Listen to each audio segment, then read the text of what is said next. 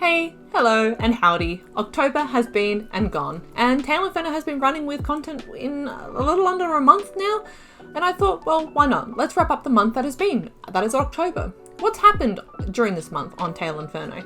What books have I read? What's coming up? Have you missed something? All of these questions will be answered as we take a look back at October and the fun and games that came with the reignition of TaleInferno. But right off the bat, it would be remiss of me not to mention a key thing that happened this month, not on TaleInferno, but for me, which was this. That's right, at the end of October, my partner proposed as we were away on holiday, I should say, and now this gal is engaged. It's very exciting and a great way to wrap up the month, but now let's go talk about the TaleInferno stuff.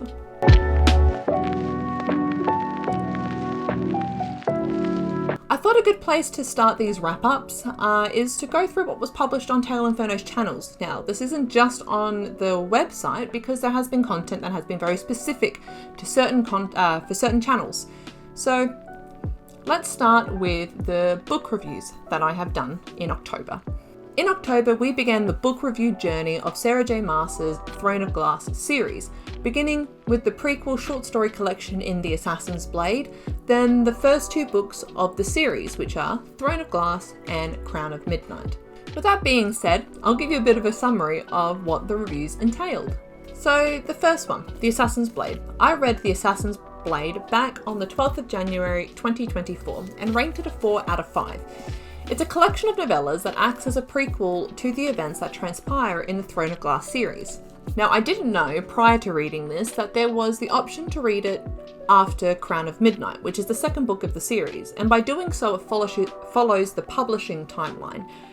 Some people really enjoy doing this, some people swear to it. I think it's called something like the romantic timeline or something like that, but yeah, it's following the publishing timeline. So you read Throne of Glass first, then Crown of Midnight, and then you read The Assassin's Blade before you go into Heir of Fire, which is the third book in the series. Some people swear to it, people love it, but personally I really enjoyed reading The Assassin's Blade as I think it sets up the series really well. And then we have The Throne of Glass, which is the first book and the namesake of the series. So I finished this on the 17th of January 2024 and ranked it 4.5 out of 5. I really enjoyed how this book flowed from The Assassin's Blade, and I think I probably would have ranked it lower if I hadn't read the prequel series first, or the prequel short stories first, because I think I would have gotten really frustrated. There were certain things that happened at the beginning of Throne of Glass that, after reading the prequels, I kind of thought to myself, well, shouldn't I have, some of these things are going to be really confusing if I don't have the context. And I think I would have gotten pretty frustrated at some of the stuff that came up in Throne of Glass. So with that being said, I really liked Throne of Glass as the first book with the context of The Assassin's Blade and the stuff that came from it, and have ranked it highly because of that. Then the second book, Crown of Midnight, not necessarily my cup of tea, but it did push its way up as the story progressed. I read it back on the 30th of January 2024 and gave it a 3.75 out of 5. It took me a bit to get into it first, if I'm going to be honest, but it definitely did pick up as it headed towards the end. And with that, it didn't quite reach that 4 out of 5 or anything higher, but so it goes. Not every book's going to be the best book in the world. Didn't stack up as a good sequel to me, but it was still enjoyable and really sets up Heir of Fire really well. So if you haven't read the reviews or you didn't know that those book reviews were out, go ahead and check them out on TaleInferno. They're there and ready to be read. We also had a couple of blogs up over October. This included the launch of the reignited TaleInferno, which provides some context as to the direction of which we're heading and bringing TaleInferno back to life. And then there was the announcement, very exciting for me, which was the beginning of a video game playthrough series on TaleInferno. As someone who loves video games and experiencing stories through that medium, it was really important for me to share this with you and to show you some of the really cool stories that make up some incredible video games. And with that, I started the story analysis playthrough of the Dragon Age series, which is by far one of my most favourite video games series ever. So of course, starting with Dragon Age Origins, we will be moving through to the Veilguard as well. On TaleInferno, I posted a blog to announce that first playthrough and that first episode to announce the beginning of the journey. and the first ever video game playthrough that the channel has seen. What you wouldn't have seen on the TaleInferno website is that there have been other episodes that have been published, but these have only been on the TaleInferno YouTube channel. So episodes 2 and 3 have been published on there. So if you are interested in checking out the episodes and the video game playthrough and the story analysis that I am doing throughout that series, you can go ahead and subscribe to the YouTube channel, the TaleInferno YouTube channel. However, don't fret. Once we finish through the playthrough of Dragon Age Origins, I'll wrap it up on the website as a blog, probably more like a review, like I would do a book review. I would want to review that game in its entirety, while also looking at some of that story analysis that I'm talking about before we go to Dragon Age 2. This has been a really super exciting and fun experience, and I really look forward to continuing through Dragon Age Origins and the rest of the Dragon Age games up to the Veilguard, analysing the story, because the lore is so deep and the story is just so good. You would have also seen on the TaleInferno social media channels, primarily Facebook and Instagram, books that I have finished this month, which also tell you what books I'm going to be reading.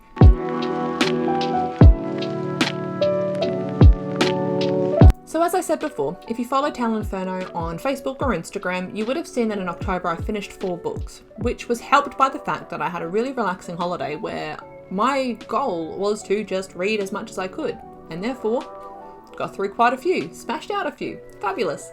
I will just mention though, before I mention the books that I read, I will say right now, I apologise in advance if I get the authors' names wrong. I am terrible at the pronunciation of names, so bear with me on this. The first book I finished reading in October was The Book Thief by Marcus Suzak. I finished reading this on the 20th of October.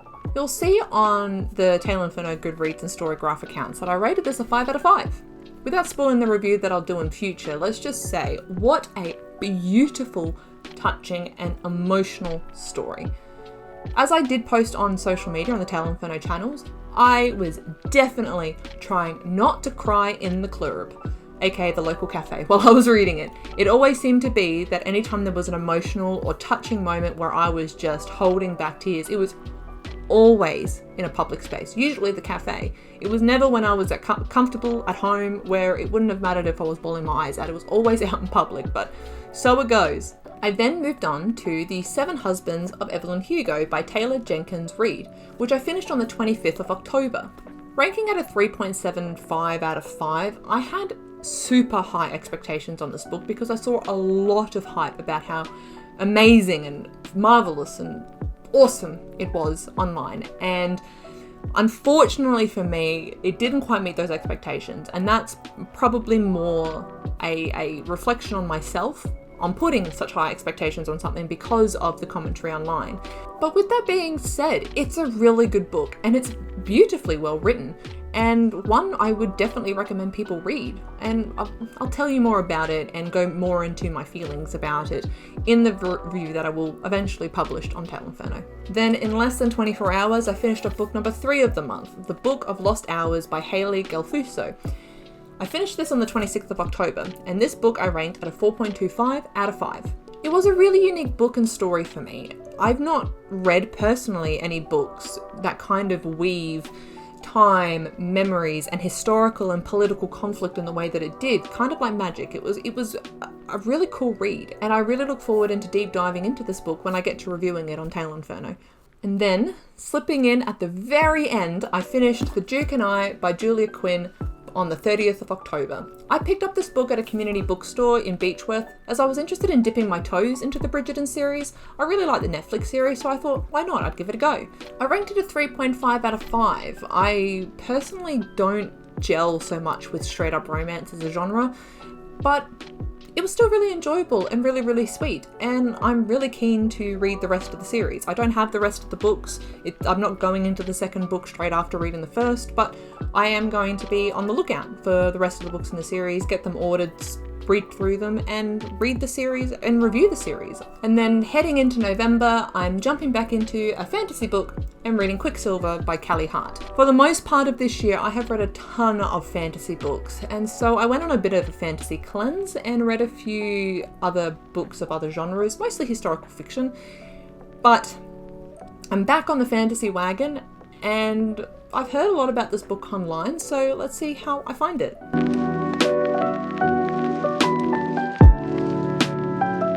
that leads in really well with what is actually coming up in November. And the first thing I want to make clear with TaleInferno is that this is a place which is a creative outlet for me. So I don't want to make any airtight commitments about what I will be posting and when, and timelines and all those types of things. It will be mostly based on how I'm feeling, what sparks my interest and my passion. However, with that in mind, it shouldn't come as a surprise that we will be continuing on with the book reviews of the Throne of Glass series by Sarah J. Maas.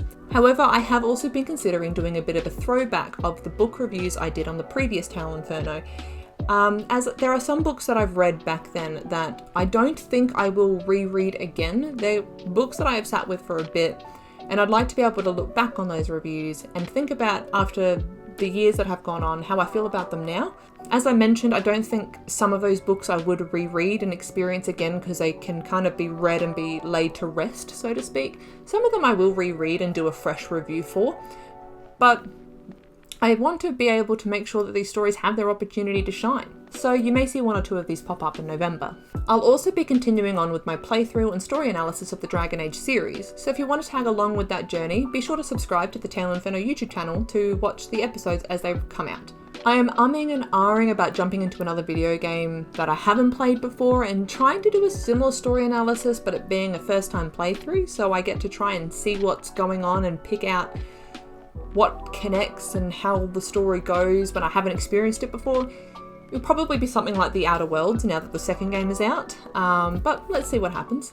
I also want to do some videos that I want to call 101s and Let's Talk About It videos. 101s are videos I have done on the previous TaleInferno YouTube channel and on the website, and they kind of go in like at a very surface level on some storytelling techniques. So it could be writing techniques, it could be genres, it could be punctuation, it could be some very on the surface linguistic concepts, for example, that I hope will spark people's interest and maybe empower people to feel confident in the process of storytelling. So maybe these will help. And then the Let's Talk About It series is going to be more of like a deep dive into specific topics surrounding stories and storytelling. So where the 101s are kind of like that surface level that give you the basics, we will go into more deep diving into some of those concepts or other parts to storytelling that are not so much that on the surface 101 type area. For example, we may deep dive into some literary theories like eco-criticism, explore symbols, and undertake literary analysis of some stories. Or hell, I might just want to have a good old yap about something that sparked my interest in an area of storytelling that has me inspired. Who knows? We'll see how it goes. There's also one medium of storytelling that I would also like to try and spend some time in November doing, and it's looking at lyricism and music.